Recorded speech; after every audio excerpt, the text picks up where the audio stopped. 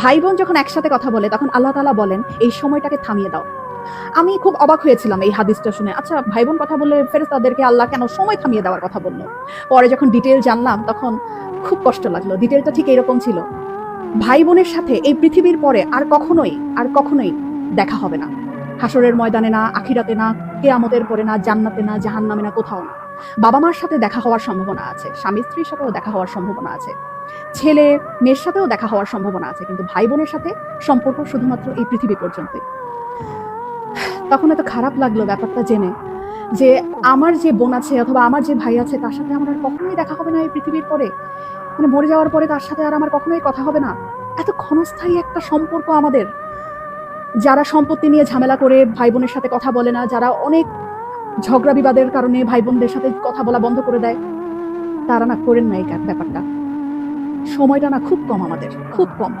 এত কম সময় নিয়ে আমরা পৃথিবীতে এসেছি এবং এই কম সময়ের মধ্যে আমরা আবার কলুষতা, আমরা আবার ঝগড়া বিবাদ এইরকম করে আমাদের এত কাছের এত আপন একটা মানুষ, একই পেটের মায়ের পেটের বোন, মায়ের পেটের ভাইয়ের সাথে কথা বলা বন্ধ করে দিলাম। এই মানুষগুলোর সাথে তো আমাদের আর পৃথিবীর পরে দেখাও হবে না, কথা হবে না। কি দরকার মনে এত কষ্ট রেখে? ভুলে যাই না সব, ভুলে যাই। অল্প একটু সময়ের ব্যবধান, তারপরে সব নাই, শেষ।